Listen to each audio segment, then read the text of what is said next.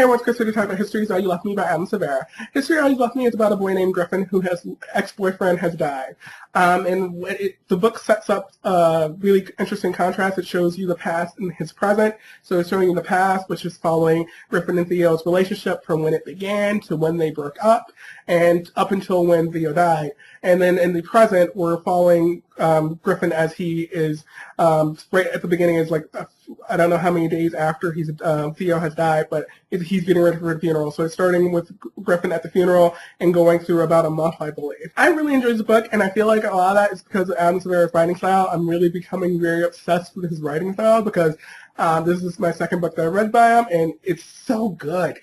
This contrast of the past and the present was so well done. I like when the past and the present meet up later in the story, and like the ways that there's little pieces of information that we get in the past or we get in the present, and how we're trying to piece things together as the story goes along. I just really loved how it was done. The beginnings of Theo and Griffin's relationship is just really brilliant and beautiful. Like their first kiss, their first time having sex, when we see those things, Silvera writes them in a really, really real way, and I really like that. Griffin and Theo eventually break up, and then Theo gets a new boyfriend named Jackson, but Griffin stays in his life as a friend. And that's such a messy situation, and I like just to state that there, but it just gets so much messier throughout the book as you're getting more information and more details, and I really, really enjoyed it. It was like there were some like cringe moments where I'm just like, oh no, that didn't happen, but like also like it's just really brilliantly done, and definitely added to the emotional roller coaster that is this book.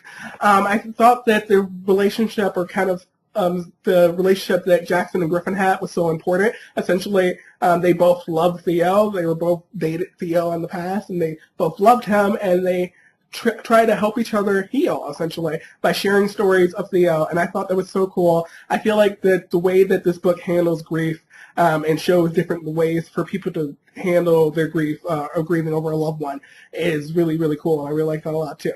This book has some of the best parents in it that I've seen in young adult literature. There's like multiple sets of parents who I'm just like, they're just really good parents, and you see them trying and being there for their kids and just doing things as best they can. These characters are not always the most likable characters, but it didn't really matter for this. I feel like all of Griffin and Jackson's actions, at least in the present, definitely made sense to me for like the fact that they are grieving, and this is the way they're grieving, and that might not be the right way for them to grieve. It might not be the right actions for them, but it was valid for their characters, and it made sense to me.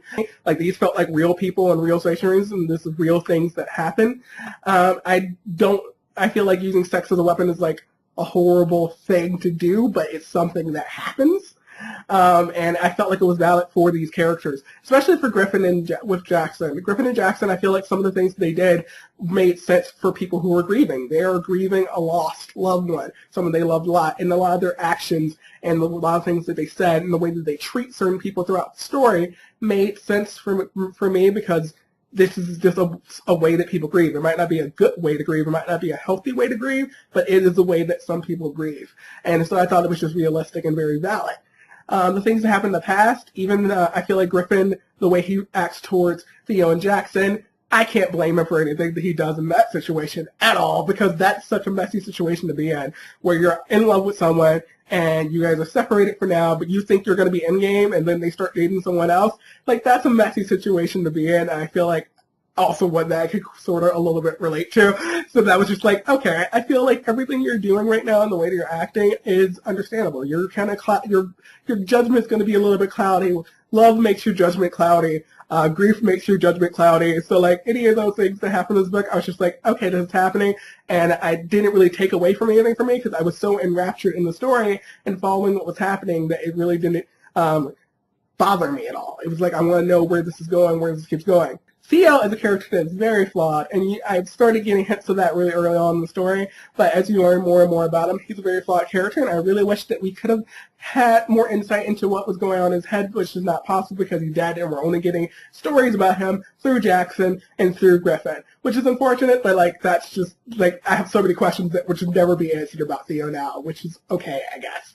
Griffin has OCD, and there's a lot of things that I liked about the way that it was written in the story. I have a family member who has OCD that I've grown up with, like in my household, and so I liked the way that the compulsions were prominent in his life without taking over the story necessarily. I feel like this is a story about Griffin moving past Theo's death and trying to move past Theo's death and figure out where he's going to go from there, because he doesn't really know where he's going to go from there. His world has revolved around Theo so much, and up to this point that that's really the main part of the story, but his compulsions and his OCD is also very present through the story. And also linking back into that is that by the end of the story, I feel like a lot of that moving past Theo thing is like he's not done doing that, but he is starting to focus his life more on himself.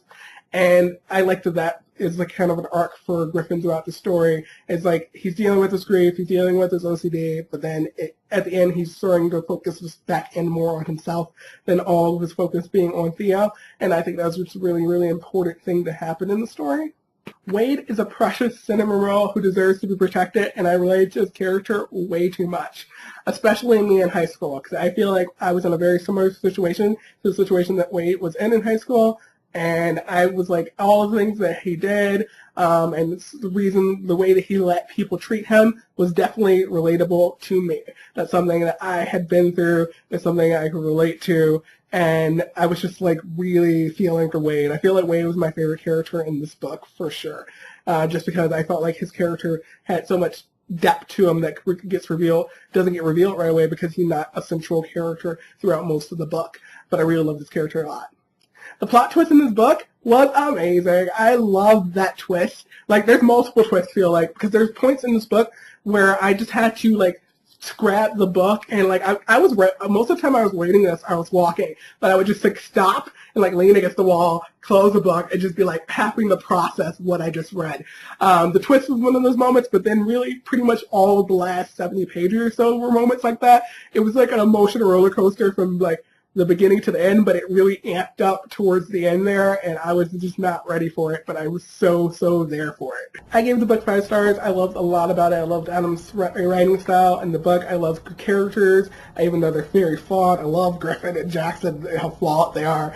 I even like Theo, even though he has his own issues, and Wade's definitely my favorite, but I just really love these characters. I love the emotional roller coaster that this book was for me. I love the twist. I love the way that the information comes in piece by piece and you're trying to piece the story together. I just really enjoyed it.